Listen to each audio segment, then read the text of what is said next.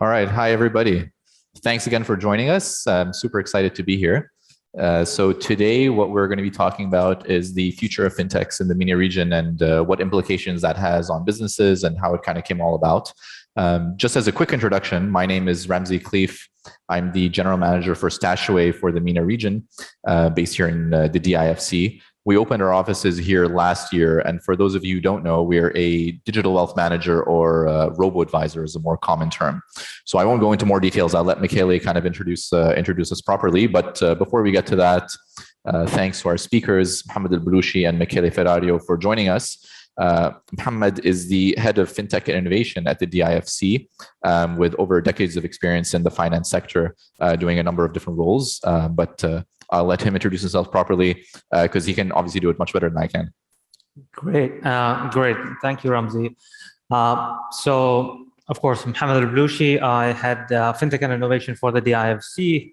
I've been in this space for about 5 years, so we've actually seen the whole journey from start. I usually like to say it was a baby, and we kind of we're growing as we go. Yep. And on my side, as Ramzi mentioned earlier, I'm a co-founder and the CEO of StashAway. I'm usually based in Singapore, so I'm not based here. I'm visiting for this week as we have a pop-up you might have seen at the ground floor, talking a little bit more about StashAway. We are a digital wealth management platform. What that means that we help people like me and all of you to invest their savings and make sure you take the best out of the money you've put aside, so that you can have, build long-term wealth, be it for retirement, be it because you want to send your kids to a certain school, or simply because you want to achieve some other dreams that will require some financial commitments. So happy to be here in DFFC. Actually, we have our office here as well, and happy to have a conversation about the future of fintech. Thank you. And so before we start, this is a hybrid event. So we have attendees both online and in person, and we'll be opening it up to Q&A near the end. So if you do have any questions, please add them to the Q&A or the chat section of the Zoom link. In person, we can also pass around a mic so everybody can get an opportunity to speak. And then, of course, after the hour is over, we can see on a bit if anybody else wants to ask any other questions. Thanks, guys. So maybe just to get things started, we'll talk about kind of like the fintech hub in general. So Mohammad, maybe you can speak a bit about the evolution. How did it get started? What was kind of like the idea behind it? What's the objectives? And then maybe Michele, you can share how that compares to the ecosystem in Singapore, what role kind of StashAway played in that also, and then we can just take things from there. Great. So I think I'll start by giving everyone an overview about the DIFC as well, because it's very important. We've got people listening into the session from outside the UAE. So DIFC, of course, stands for the Dubai International Financial Center. We are an independent financial center within the city of Dubai, which is a physical and legal carve-out from the UAE mainland. So we are based on English common law, and we have our own independent financial regulator and our own independent courts and arbitration center as well. This is a very unique concept within the region. It was the first time that something like this was done, mainly to make sure that within the region we have a jurisdiction that is no different to a Singapore, to London, or to New York. And the idea, of course, was that we develop the financial services sector. We can go to the top financial institutions, the likes of JPs or the Goldmans, and tell them, come to Dubai, come to the DIFC, where we can guarantee you a jurisdiction which is no different than where you're based right now, be it London or New York. And I think, touch wood, we've been very successful as a financial center. Today, we are ranked amongst the top 10. Anyone that has global presences, any financial institution or top service provider, let's say if a company is based in New York, for Europe, they would have their HQ and in it used to be London. It might change now in London. Then for Far East, probably in Singapore, and then for the Middle East region, they have their HQ at the DIFC. So as a financial services center, we've done extremely well. If I may say, it's probably the deepest financial services sector from a clientele perspective. in whole of MEASA, not even MENA, even if you go to South Asia. So with that in mind, I go back to why we were created. So we were created to basically develop the financial services sector within the city of Dubai. And we've done so in the past 14, 15 years. But I think as we see this digital revolution or evolution in the financial services sector, it is upon us as a government body to drive the future of finance as well, to drive the fintech ecosystem as well. So this was a mandate. It is aligned with Dubai's mandate to become one of the smartest cities in the world. We started our journey, I think it was late 2016, early 2017, when we actually started by launching an accelerator program with by the name of Fintech Hive. And today we are considered one of the leading fintech hubs globally. So I think we've come a long way from since we started. Of course, I'll get deeper into it as we go. So maybe I can add on that on my personal experience. So we founded StashAway in Singapore 5 years ago, and we came to the DFC around a year ago. We've been live for a few months, but obviously there was some work that went before going live. And I can see some similarities between how Singapore has developed as a financial hub and a fintech hub, and how Dubai is kind of taking a similar approach. One of the similarities is that the idea that in order to create innovation in the financial services sector, you need to make sure there is people, kind of talent and money available, and kind of seeding from a government perspective or from an institutional perspective has helped both countries, I think, create the initial hype. And what I see, maybe Singapore started a few years earlier, and what I see in Singapore is that over time, there is a little bit of a snowball effect, right? So that talent calls more talent, money calls for more money.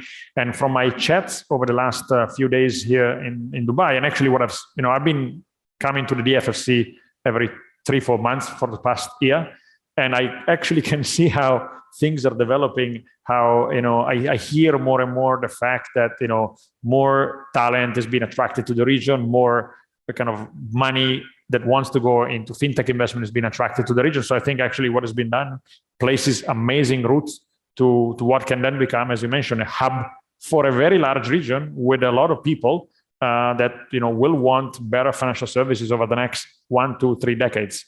Yeah, just to kind of add on to that, this was, again, going back to 2016, and Dubai is known to kind of be ahead, is to think forward and be ahead of things and to adapt. It was very clear where the financial services sector is going, where growth is coming from. Hence, we had to jump, and as a government body, it's our responsibility on a Dubai level to make sure that we drive it. So, very good. And then so maybe to get into the fintechs a little bit more. So obviously DIFC has done a great job of establishing itself as the kind of financial center of the region, and the region has kind of expanded also over the years. So you've done a great job of attracting the established entities, established companies. So you mentioned Goldman Sachs, JP Morgan, etc.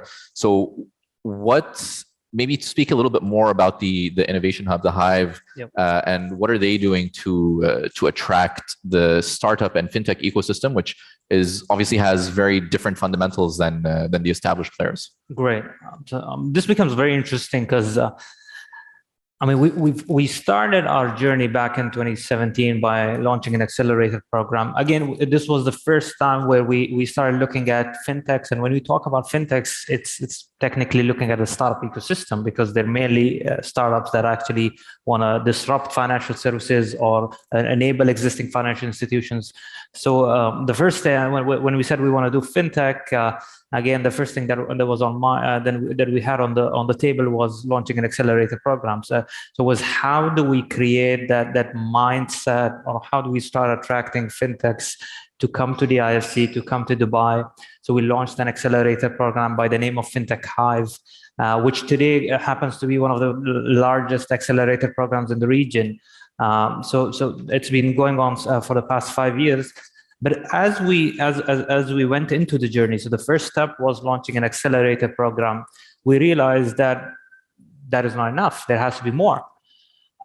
And there came a time where we had the accelerator program open, and companies were actually part of the accelerator program. And they were keen on being set up at the DIFC. So they wanted to set up their businesses at the DIFC like a normal company would do. But again, we realized that we cannot offer a startup where we offer a bank. The offering is, or the thinking is completely different. Mm-hmm. I can't give the same product to a Standard Chartered and StashAway. Right? They have to be different. So we realized that if we are to do fintech, we have to think about it differently. That's where we went and of course spoke to our management and leadership, and that's where we looked at other markets as well, what Singapore had done or what London had done, and we subsidized our rates for fintech companies more than 90% to kind of allow them to, because especially when they're at very early stages, we realize a lot of these guys, they're not even generating any revenue. They're testing new concepts to kind of allow or enable that. We had to look at our licensing product, and also from a real estate product, we had to look at it. But then as we went further into the journey, we realized, well, even that's not enough. We have to make sure that there's funding available, because I was always critical about the funding gap or not enough funding opportunities for startups in the region. So that's why the DIFC itself decided to create a fintech fund. Although we're not an investment company, we've not done this before. So we said, okay, just to help develop the ecosystem, we'll put our own skin into the game. So we launched a $100 million fintech fund, and we started investing into fintech companies. And now the fintech scene has just gone crazy from an investment perspective. And the fourth thing was, and still is, I think, talent. Anyone that I speak to absolutely raises talent, and how do we attract talent? So recently, I think this was during pandemic, and somehow it kind of completed the whole ecosystem and helped us imagine the whole ecosystem. So that's why we came up with the concept of the DIFC Innovation Hub, which was recently launched a couple of months ago. So we said we'll take this physical ecosystem where we can cluster everything under one roof. So be it from early stage startups to growth stage startups, be it VC companies, be it accelerators, be it educational institutes. We do have some educational institutes. So we wanted to make sure that everything is clustered within the financial center. And also this place should act as a hub for talent. So creating a talent pool within the financial center. So going back to your point, Innovation Hub, we've come a long way. We started in 2017. We had, I think, 1 or 2 fintech companies. This year, I think we'll cross more than 500 companies, wow. Fintech and innovation companies, I think, which is, and this year alone, I think we'll have, I usually get into trouble, but our growth is, I think what we announced in mid-year is more than what we had in the last 3 years. Excellent. So numbers are, I mean, and this also kind of tells you that more and more people kind of are knowing about the space. Global companies like yourselves are coming to the Middle East, and the whole ecosystem is developing. I still remember in 2018, 2019, when I used to travel, I see London. They are way ahead of us. I go to San Francisco, I go to Singapore, way ahead of us. And I used to feel that we're so behind. But one thing about the UAE is that the pace that we grow at is unparalleled. That's fantastic, yeah. And that's what we've seen. And I still feel we're just at the tip of the iceberg. Yeah, it's just the beginning. So it's great to see the evolution, and of course how responsive the community has been and how attractive the offering is. So maybe on that note, I think it might be interesting for the audience to maybe hear a bit about StashAway's kind of early days. How was your experience in establishing it in Singapore? Because StashAway was actually the first in Southeast Asia to set up such a type of business.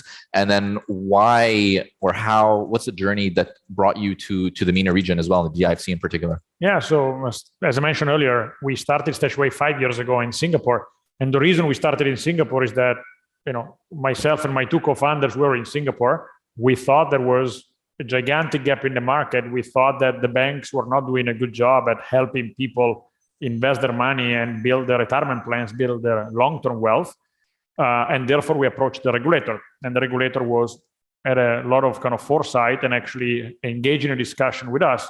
And de facto, we were the first one to get a license as a digital wealth manager in Singapore. And actually, in the conversation, I guess we helped the regulator to craft a set of rules that help companies like ours actually operate within the kind of the realm of the regulation. So that was the initial journey.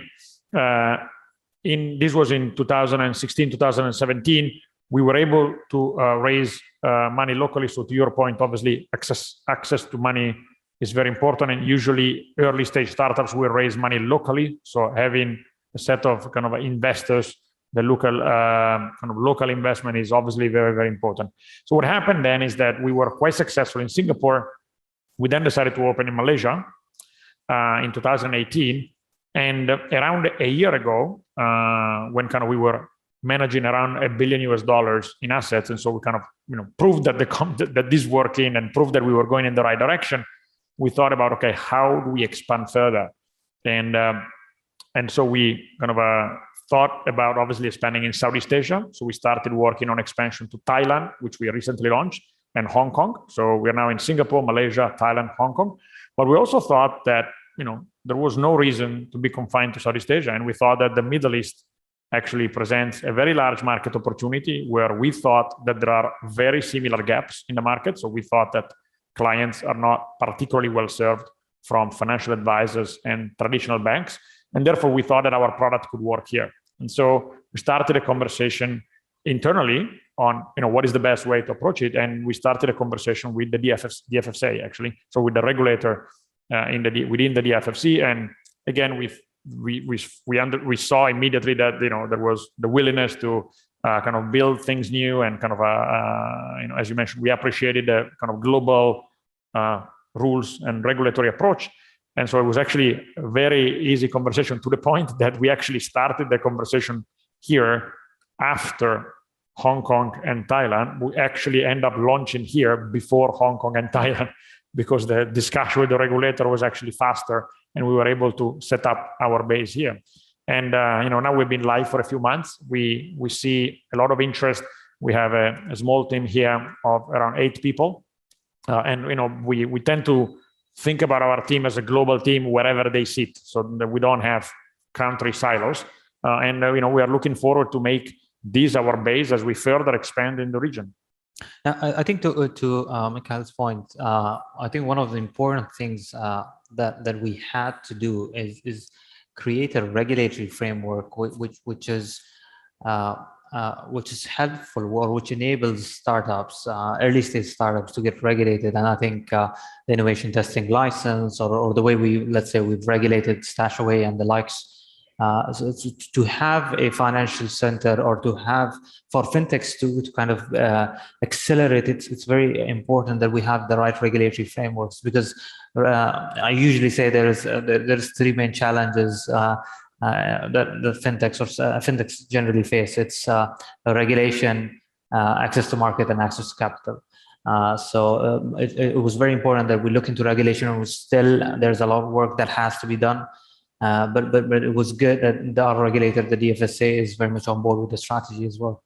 No, exactly. And the thing with the regulations is in the fintech industry in general, so things are evolving really quickly. So if you start to include crypto and other asset classes and other services, so a lot of the disruptive technologies, the regulators need to keep up and need to offer something that's very clear to enable this to continue to grow and not have that ambiguity in place. And I think the DFSA is kind of doing the right thing and on the right track to do that. And hopefully that continues to be the case in the future, because we're seeing a lot of things happening and changing on the ground very quickly. And maybe we shift. So this has been the topic of the last 2 years, so not to overdo it, but when it comes to COVID, so Michaela, you mentioned over the last year, we've launched 3 markets. So obviously all of that has happened during the COVID pandemic. Here we launched actually, or started things very early during that. And in Southeast Asia, they're still well behind the UAE in general in terms of kind of the openness and stuff. So maybe this is a question for both, but it'll be slightly different. So from a business perspective, I think what gave you that conviction to continue to do this, to double down, and how has that impacted the business? And then from the hubs, regulatory perspective. So what did you do to continue to enable this? Because obviously a lot of the companies were going through a difficult time and then emerge, I think, quite successfully from what we've seen. See, look, maybe helpful for some of the other startups here, give some of the story of how we navigated COVID. So when COVID first hit and we were in, our base is Singapore, so we were hit very early, so in February last year, and we saw immediately, obviously in March, markets crashed, and we are a wealth management platform, so we saw that crash, and so we kind of regrouped and tried to understand what was going to be the medium-term effect of that, and we decided to make sure we had a strong balance sheet. So I was in theory planning to fundraise a year later. We actually decided to fundraise immediately to just test to see what was the appetite during COVID. We were able actually to raise $16 million in by June, so 3 months later. During these 3 months, we've been a bit more conservative. So we actually reduced marketing expenses. We kind of plan to launch new countries, but without really actually opening up too much. And then as soon as we saw that actually there was appetite for what we're doing, we actually saw clients, and I'll talk about the client side in a second, kind of being actually very happy with our services throughout the pandemic. We kind of doubled down, and so after we raised the money, we then kind of continued our conversation with the 3 regulators I mentioned earlier for expansion. We went back to invest very heavily in marketing, and actually through the pandemic we grew tremendously. One of the challenges that we had is that obviously we de facto opened 3 new offices in 3 new countries with teams on the ground. So we have, as I mentioned, 8 people here, 8 people in Bangkok, and 7 people in Hong Kong right now. And we did it all remotely, right? And so we did the whole thing, the application for the licenses in 3 countries. I remember discussing with the Thailand regulator how how to sign papers. So we actually agreed to do the whole application on DocuSign. So it was kind of trying to do new things across all countries. And to the extreme, I met Ramzi, who's our general manager here, after he has kind of actually worked with the company for 4 or 5 months, and we were actually about to go live. So we had to adjust our way of working quite significantly. In a way, it helped us. The fact that COVID happened as we were going international created probably less barriers between one country and the other, because we never had the situation where there were 4 people in a meeting room in Singapore and maybe Ramzi in Dubai connected via screen, which obviously creates a situation where kind of Ramzi is not as part of the conversation and he would be in the same room. We never had the situation because everybody was remote. So everybody was in front of the screen. And to a certain extent, I think that helped creating a more uniform culture across all of the 5 markets. Last point, maybe on the client side. Obviously, if you guys are all working in fintech, you probably know that some of the sectors of fintech has been, I think, kind of badly affected by COVID in terms of client usage, but some others are actually benefited. Investing in general have had positive effect from the pandemic for 2 reasons. One is, especially in some countries, actually maybe Southeast Asia more than here, a lot of people, so there has been a lot of lockdowns, so people spent less. You couldn't travel, you couldn't go out for dinner, there was no reason to buy new clothes, etc., etc. So people started saving more. And so as an investment and wealth management platform, we kind of benefited from those extra services. And secondly, being fully online and being built to be fully online, obviously, our digital services are at a different quality than what the banks offer. And so people actually enjoy the fact that, one side we're fully online, but at the same time, we're easily accessible. You can call us and we pick up the phone in 8 seconds. And the combination of fully online with easy access actually, I think, was a winner over the last year. And, I think that happened to a few other companies in our space. Yeah. Thank you. Exactly. To the point, I think I usually say probably it's probably not right to say, but I think anyone on the tech side has been let's say somewhat blessed during the COVID-19 period, because the explosion that we've seen in the tech space, I think it's unparalleled. It's phenomenal what we've seen in the 12 to 18 months. And I've been right at the heart of it, at the center. Whatever we see on this floor, this was actually planned, executed during the peak of pandemic. And I still remember my discussions with the management when COVID hit and all other businesses were going in another direction and being conservative or looking at reducing space or reducing number of employees. I, on the other hand, used to go to the management and say that I want more space. I have this concept and we want to do this concept and we want to invest and our tech companies need more and more space. And so it was completely the opposite direction. And this was at the peak, at the prime time of the pandemic. I remember we started the project last year, June, July, when we started discussing. And I think also to the point that how people have shifted, because there was a point when I started speaking to companies and founders would tell me that, oh, Mohammad, we'd never go back to offices. We'd probably need half of the space, or we might be digital forever, because some of the companies did announce that we'd be virtual forever. But I think we've learned over the last 8 months that that's not the reality. There will be going back to offices. People will go back. And it's been a learning for us as well.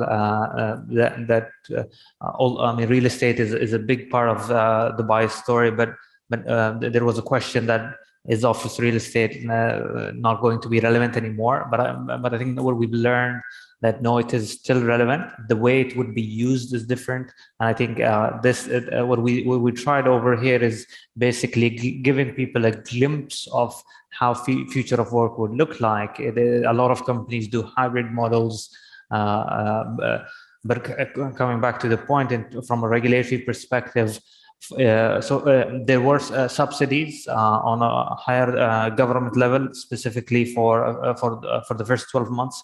But I think now the way Dubai is coming back, if you look at the market, the way the market has picked up in 2021, I think it's phenomenal. But from what we've learned from COVID, I think, or what we've seen specifically in the tech space, I think it's unparalleled. The growth, if you look at the funding, the amount of funding that was raised, yeah, that's another good point. And it was during COVID. You had Tabi, Stakes, Sarwa, all these companies that are on the floor be able to raise funds, and I think I think the amount of funds that were raised in the first that we project to raise in the MENA region would be more than the last 3 years in 2021 combined. Yeah, which is crazy. Yeah, it's we actually have seen similarly. We also, as I mentioned earlier, we raised a round in June, July last year. So just after, and another round earlier this year. So we raised, in our history, we raised $61 million, and of that $61 million, we actually raised 41 in the last 12 months. So, to your point, there has been obviously, on one side is the history of the company. So we were growing, and we passed $1 billion under management. So kind of the investors' interest has been higher. But on the other side, there's been more and more focus of investors in kind of in the tech fintech space. And I think also I think what's very important is the job creation. The job creation that we've seen in this space, because I still remember.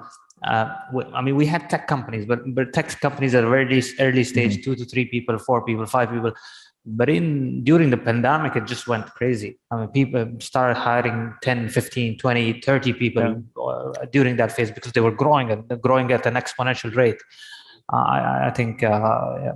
And you saw a lot of people also trying to start up their own startups as well, because it was just, you had more time, the opportunity was there, the funding, the DIFC and other kind of hubs and ecosystems were there to kind of enable that. And so people saw it as an opportunity to take some risk, and why not now? If not now, then when would I actually do it? Exactly. And so maybe just one more question from my side. It's more around the disruption space. So how, again, it'll be a bit more from the business side and a bit more from kind of the ecosystem and the regulations. But so as you see more and more of these disruptive technologies, disruptive businesses, whether it's in new businesses or within the space that you operate in, how do you see that evolving into the future? And what are things that you've done or learnings that you can kind of share with other entrepreneurs to mitigate that and to be able to address that head on? Look, I think as a now, I guess we're now a scale up. We're kind of in a second phase of the life of the company. I wouldn't call ourselves a startup any longer. Regulated in 5 markets. with significant assets under management, etc. I think one of the things I always have in my mind is that I need to be careful about the next StashAway. I need to think about what can disrupt us, what can how would we stay relevant, and so we do spend a significant amount of time thinking about how can we further improve our services and further add to our offering with whatever is the latest things and the things that make sense.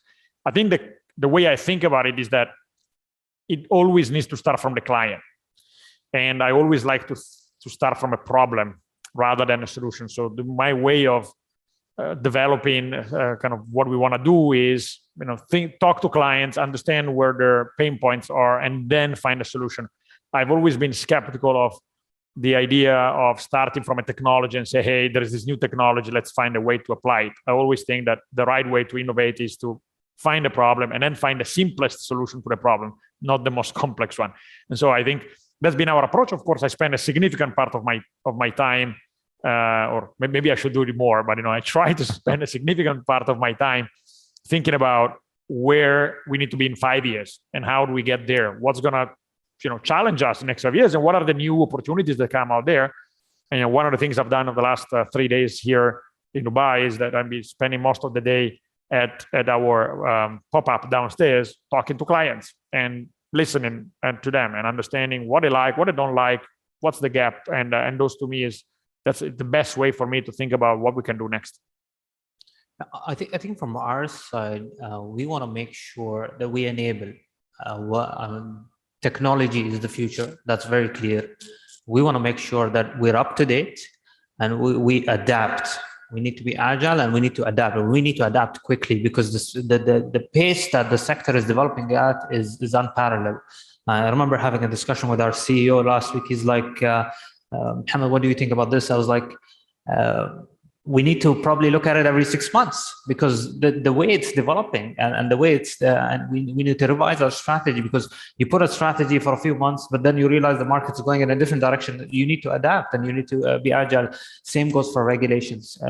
We need to be quick and we need to adapt to enable growth for Dubai, for the IFC, for the region. It's very clear. Growth is coming from tech. Growth is coming from this side of the ecosystem. We need to make sure that we have all the enablers. Again, talent is very, very important. We want to make sure that we have the best talent in the region, if not the world, attracted over here. We want to make sure we have the best regulatory framework. We need to make sure we have the best ecosystems, because having the right ecosystem is also very important. You want to be where your peers are, where other like-minded people are. So it's very important that we have all these tools. Dubai generally has always been ahead of time. I think now we need to be ahead of time more than ever before, because the market is growing so quickly that every few months you have to think. The way NFT scene is kind of gone in the last 9 months, it's crazy. And we need to be up to date. We need to be on top of everything. Yeah, I think the main challenge there is businesses, whether it's startups or established incumbents, they need that clarity. And so even though the ecosystem is changing so rapidly, the regulators and others can't be seen as just kind of pivoting and shifting focus every few months based on kind of what's happening and being so reactive. So navigating those changes and how that's evolving is also another challenge that the businesses and the startups kind of appreciate. And the more clarity that's given, even though it may not be necessarily at the level of detail that they need to for their specific business model, that's equally important. Exactly. And I think, and they struggle, and it's not easy because you go to them on a specific regulation, and you keep working on it, and the moment it's out, you realize, already outdated. It's outdated. You need to focus on something else. So it's very important. But I think, as I said, any enabler, be it the golden visas, be it whatever can help this sector in particular, and we have to make sure. Someone like myself, we need to make sure we need to make sure that you guys have the right tools. No, thank you. So at risk of kind of not boring the audience anymore, I just want to say kind of thank you both. It's been interesting for me. I hope it's been interesting for the audience as well. So appreciate the time, appreciate the insights, and maybe now we open it to Q&A. We can start with the audience. If anybody has something that they want to share, the mic will be passed around, and then we can take a few questions from online and address them. Hi. Just a quick question that relates to both the regulatory value and also what you're doing with StashAway. I can see from the website that you've done the whole customer experience thing, the algorithms behind someone's savings plan and that long-term customer experience piece. What I'm interested in is you said that the banks weren't doing a good job, right? So to me, that indicates that there's better channels to market for companies that are seeking investment, right? So a couple of questions on that is, have you seen the market, have you grown the market because you're now a new channel to the market? And how is regulation and the regulatory environment and working with the regulators so closely as I can see helped you grow that marketplace? So as you kind of quoted me, the whole idea of StashAway came from the fact that I thought that the incumbents, the banks, were not doing a good job in helping people manage their savings and get more out of their money. And that insight came from my personal experience. You know, I had a couple of bank accounts. I expected certain things, and I realized that there was a clear disconnect between what I expected and what the banks were willing to offer, particularly driven by a complete misalignment of interest, meaning that the person I met, the relationship manager at the bank, makes bonus if he or she sells me certain products, irrespective of whether those products are good or not for me. So that was the initial thoughts, the initial insights that we started, with which we started 5 years ago. And that I think is true in all of the 5 markets where we are right now that I listed earlier. To your question, whether we expanded the market or not, I think that in the fact that in Singapore, for instance, as I mentioned, the regulator actually adopted some sort of crafted out a little bit of a new piece of regulation to enable companies like ours to actually work in a regulated and licensed condition. So I think in that sense, yes, we've expanded the market. I mean, we're not now the only player in Singapore. There's other players that followed, and through that regulation, actually, we're able to be part of the market. So in that sense, I think we had an impact. I think in Malaysia, we were also the first one to get the license. The regulator had actually created a new license called Digital Investment Management just before we filed. I don't know, obviously, if what we did in Singapore had an effect on the way they thought about it or not. But I can see that in Southeast Asia, I think we did have a bit of an impact. I think here maybe less so because we came 4 years later, and the DFC and the DFSA had actually were ahead of us in the thinking. I think in general, what we do is still small compared to what the market is. As I mentioned earlier, we manage, we announced that we manage more than $1 billion in January this year. So now we've grown since then, but we're significantly north of $1 billion. But if you put together the financial wealth of households in the markets where we are, there is $7.5 trillion. So obviously we're tiny compared to what the market is, right? So I don't think we are yet moving the needle in terms of expanding the market, but I think we will. One particular topic is that in the region that we target, there is an incredibly high penetration of cash as a percentage of financial wealth. So I'll give you a couple of numbers. In Asia, there is more than 40% of financial wealth is in cash accounts and saving accounts. That number in the US is 14%, 1/4, just to give you a sense. And that to me is a failure of the system, because obviously people will not retire by leaving cash in the bank. You need to actually get something out of your cash.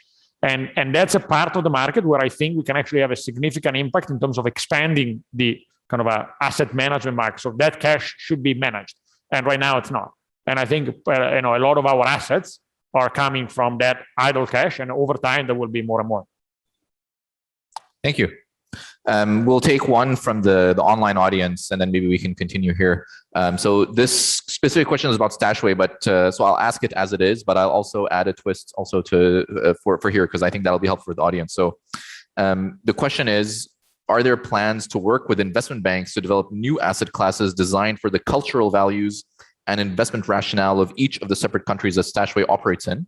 And then I think I want to add an element to that. So I think localization is a big element of winning. And so how do international companies do that to be relevant wherever they operate? And then how does the DIFC, or how can the DIFC support these companies to bring that localization also here? Because the DIFC obviously has the international incumbents established and startup ecosystem, which is both local and international. So yeah, so obviously in general, localization is a big topic for us. And as I mentioned, we're now in 5 countries. And when we do product prioritization, we have a lot of ideas. So what we never lack is ideas. What we always lack is the ability to get them done, which is good. The opposite probably would be much worse if we didn't have any idea. And so as we prioritize what to do, obviously we do start usually from ideas that we think can work everywhere. At the same time, we want to be as local as possible. We have local teams everywhere. As I mentioned, we have close to 10 people here in the DFFC. And therefore, the most obvious example in this region is we currently don't have Sharia compliant portfolios. And this is obviously something that we will develop over time. And there is a number of other things. This is the most obvious thing that we will do. I don't know. I don't have a date, so I don't want to announce anything, but definitely something that it is in our roadmap and we'll definitely tackle. And there is many other things that we want to localize. One example of a localization we did is that we have on top of our investment portfolios, we have a cash management product. It's called StashAway Simple. And that's actually, because it needs to be in local currency for obvious reasons, because you can't have cash management in a currency where you have fluctuations. Obviously, that's a localized product. And so in the DFFC, we have a product that is different from what we have in Singapore and Malaysia, for instance, because it's locally managed. And so we do look at localization and we try to prioritize that. But at the same time, to give you another example, yesterday we launched 3 new portfolios that are called thematics. So it give to clients the ability to express a point of view on 3 broad themes. One is tech enablers, so cloud computing, blockchain, and the likes. The second is the future of consumer tech, so gaming, fintech, actually, e-commerce, etc. And the third one is disruption in healthcare, so genomics, biotechnologies, etc. And we prioritize these because these are actually themes that are interesting for clients across the 5 markets. And the beauty of being in 5 markets, we launched it yesterday here. Actually, it was the first country we launched it. Today, we're launching in Singapore, and tomorrow we launch it in Malaysia. And so we are able actually to kind of develop something that goes across markets. So I guess, long story short, it's a question of finding the right balance between what works across all countries and where you need to localize, and how to prioritize those 2 different priorities. Yeah. I think, as rightly mentioned, each market is different. And if you have to be relevant in a particular market that you're entering, you have to localize. You have to understand the market on the ground, because the demographics are different. The Middle East region, as you know yourself, is a young population. Most of a huge part of the population is between the age of 25 to 40. So how do you create a product that resonates with this category? And we've seen this. We've seen this with a lot of companies. They actually curate something that resonates with the population or even with the clientele. Sharia product is, I'm sure you have a huge segment in the region who want a Sharia compliant product. So you have to introduce that into this market. So as you kind of enter into different markets, you have to curate a product that resonates with that market. Absolutely. Thank you. And then another question from the online audience. So this is specifically to DIFC, but I'll also add another thing which I think would be relevant to everybody. So what's the DIFC doing to make sure startups are secured in case of a new crisis? And then maybe a question for Michele. What would be your kind of learnings or sharing to other entrepreneurs of how they can be prepared in case there is something? Because obviously we don't know what or when that's going to be, right? Well, one thing that I would say, what we've seen is no one has ever seen anything like what we went through over the 18 months. And I would say, I mean, if we've been through this, we can be through anything else that's going to come our way. But from the DIFC's perspective, from the Dubai government's perspective, I think, of course, as I said, we look at what's required and we're agile, we adapt, and we take necessary actions quickly So if anything that comes up, you've seen that the Dubai government is very quick in terms of responding to whatever type of crisis it is, and to make sure that we protect our startups, the startup ecosystem. Again, we will take the necessary actions, be it from a subsidy perspective, be it from a government regulation perspective. If anything needs to be eased or relaxed, whatever is required. I think we've seen this and we learn from, of course, the government, the leadership. Everything, whatever is required, it usually gets done. So again, we can't predict. We don't know what might be next. But I think the way we've combated COVID-19 and the way the government responded towards all businesses, including startups in particular, I think, we're fully equipped and prepared to face any other challenge. Yeah. Inshallah, thanks. Yeah. So from a kind of a business perspective, I think what we did last year is what I would actually do in any crisis, which is as soon as uncertainty comes, make sure that you are conservative enough and you have a balance sheet that enables you to go through the crisis. So as I mentioned earlier, what we did is immediately cut the easy cost to cut. So we actually reduced marketing, which is was very simple, and immediately went to the market to see, to actually, instead of waiting for the year that we thought we were going to wait, we actually went to market to fundraise much quicker, in order to understand whether there was going to be an appetite or not for what we were doing. And then only after we realized that, yes, we're not going to have any continuity problem, then we kind of push back, pedal to the metal and go ahead. So I think that's the right way. What I would do again if another crisis launched, meaning what I would do is at the beginning, understand what's happening, understand how we can make sure that we have everything it takes to go through whatever thunderstorm we have ahead of us before we kind of are too aggressive. Thank you. And so the next question is, does StashAway have any plans to leverage the fact that it's a digital platform to penetrate developing markets with significant rural populations? So we are in, as I mentioned, we did launch, we have now in 5 markets. 3 are obviously very developed, Singapore, Hong Kong, and from the DIFC, and 2 are more developing, or somewhere in the middle, Malaysia and Thailand. However, our core clients tend to be urban, white-collar professionals. So our service is really for people that start to have the problem of, I have savings, I can think, I have the luxury of thinking long-term, I have the luxury of thinking about how can I retire when I reach 60, 65, 55, if you're lucky. And therefore, our core product is really built for this. We're not helping. So the product is not built to serve the primary needs of maybe the more, some of the more rural population. I think the product is built more to serve the needs of the more urban population. So I think the answer to the question is, we could, in theory, over time, broaden the spectrum, but the reality is that I think our core markets, people that understand what we do and that they have a problem that we're solving, tend to be white-collar professionals in urban situations. Thank you. We have a question from the audience. Sorry, can you hear me? Well, look, I guess we understand that obviously the government has been a champion for startups as an ecosystem, the infrastructure. What was a major issue was funding. Now we're seeing a lot more funding coming into the marketplace. Where do you see your biggest threat and inhibitor to growth coming from, and what are you doing to tackle it? To me? Yeah, so, as a business. So, sorry, to say again, where do you see? Your inhibitor for growth. Where do you see what's challenging your growth? So, I guess as every startup in the world, our biggest issue is growing the team as fast as we wish. So finding talent. We, a year and a half ago, we were a team of 50 people. We're now close to 200. So we kind of quadruple in a year and a half. And obviously keeping that pace while maintaining a very, very high bar for the talent we want to attract to the company is challenging. And we're now better equipped than we were a year ago in terms of HR team processes and et cetera.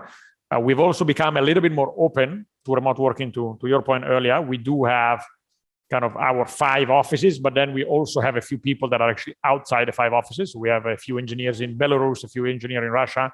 So we're a bit more than we were maybe 2 years ago, because we learned how to work remotely. So it's been a great school the last year and a half. But this is definitely the biggest challenge, to be honest. The biggest challenge is finding the right talent, because as I mentioned earlier, lack of ideas, not a problem, definitely. Lack of capital, not a problem. We are incredibly well funded. We just raised from Sequoia a few months ago, a $25 million round. We have a great relationship with all the regulators where we are, so we don't have that. So the real problem is simply having enough incredibly high quality people to actually bring the ideas and make them actually work in practice. Thank you. Next question. Yeah, you'd mentioned, so there's a question from Mohammad actually. So the city is obviously at a very unique inflection point in terms of growing itself. And of course, digital growing at the pace it is, and fintech it is globally, and obviously over here as well. So you mentioned adaptability and having a consistent conversation with the regulator. And of course, that's going in line with the pace of the city and with, digital and fintech in general. But if you had to pinpoint one or two kind of major structural enhancements that you would make from a regulatory perspective that would really make the most impact right now, what would those be? So I didn't get the question. So if I understood right, I think he's asking from a regulatory perspective, what would be kind of a couple of the things that changes or new innovations that you would make that would have the most impact to benefit the ecosystem? Is that challenges right now? Okay. Because obviously you're having constant conversations. From a regulatory perspective in particular, great. Given the fact that things have moved so fast, there must be legacy regulations that are in place. So what would you focus on if you had to focus on one or two things? I think on the fintech side, first of all, I get this every day, regulation in the crypto space. So there's a lot of questions, a lot of queries, a lot of interest, and the regulators are working towards it. I do know as a regulator, but still the market's moving so fast. We want to make sure that we cope up. But again, we want to make sure that we do it right. So we don't just do something and it bounces back or fires back at us. So that's one thing. Secondly, I think having a wider open banking policy on a UAE level is really required if we are to become a global fintech hub on a federal level. I think that's something also required to enable fintechs. We are trying to do whatever we can on a DIFC level, but on a UAE level, that is something that needs to be embraced. And I mean, this is a wish that I have, if we can do something similar to what happened in the UK with the GDPR or PSD2 in particular. If we can take a similar approach, I know it's being worked on. Again, it's not that the government is not working on it. We're working on it. But these are some of the challenges or some of the things that I would want to see resolved ASAP. Thank you. Hey guys, good morning. Good afternoon, sorry. Yeah, I understand that the UAE is mainly fueled by thousands and thousands of different numbers of expats. And I got a question for both of you. This is for the low to mid-income earners. And they have two usual problems. They can barely save, and most of them are getting scammed. They can barely save, and most of them are getting scammed. So for Mikhail, what would be StashAway's strategy in reaching out to those who are not earning that well, but want to save? Because I understand how, and I love StashAway, by the way, for its low cost of entry. So I want to understand, what is your strategy in reaching more expatriates here in the UAE? And for Mr. Mohammad, I also want to understand what DIFC is doing in terms of fintech or other regulations for you guys to prevent these expats from being scammed. Because especially now, it's the pandemic, still countless of low-income earners are being scammed because they're desperate in earning more. And I think it's one of the reasons why people are not investing is because they usually get scammed. And I think both of those questions would help each other out. So I want to understand what you guys are planning. Sure. Yeah. Thank you. So thank you for your question. So on our side, if I can start, as mentioned earlier, our core market, so the people that tend to form most of our clients, tend to be, educated white collar professionals, irrespective of nationality, but educated white collar professionals And that's been always our main presence. At the same time, though, we do have a $0 or 0 dirhams minimum balance, and we are able to manage portfolios as small as $10. So if you invest $10, we actually, through fractionalization, we're able to create a portfolio diversified across ETFs. So we do see what we think about it as a retail market. So people that maybe less sophisticated from a financial knowledge perspective, maybe less wealthy, when maybe with less savings. We do see actually some of the population that I think you have in mind actually coming to the platform and using the platform to start improving. One thing that we spend a lot of time on is education. So on the app, there is a tab called Academy, where there is very high quality curated videos that from the basics of personal finance and investing to actually expert videos on asset allocation, for instance. And I think we do that because we think that it's very important that our clients understand what are the right things to do with your money, because we think that the more people understand, the more they will gravitate toward what we do, because we do think that what we do is actually helping people do the right things. And so I think, especially, this is, I think, helpful for everyone, but obviously very helpful, particularly for people that are maybe less financially educated, which is one of the reasons why we do a lot of it. From a marketing perspective, you ask, how do we reach out?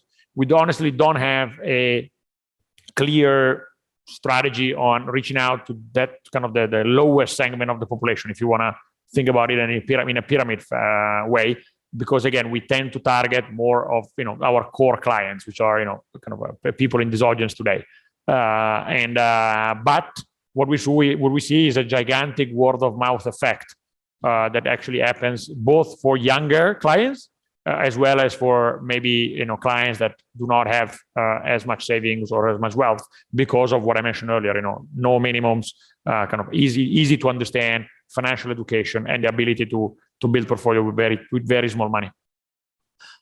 Yeah, thank you. I completely agree. Financial education is very important. But coming to your point, there is a reason why regulators exist. DFSA is a well-known, globally recognized regulator of the DIFC, and it works very much similar to the UK regulatory body, and that's why they would regulate a company on international standards. In order to, of course, and as I said, there's a reason they wouldn't regulate anyone. If investors are exposed to scams, then a regulator is probably not doing their job. So that's the regulator's job, and and usually we do get, let's say, sometimes a little bit of pushback from the regulator, because they need to make sure that they're comfortable with regulating whatever business that we bring in, because there's a lot of risk. And I usually say this with fintechs, the issue is we see a lot of young people coming in, oh, I want to do this or I want to do that.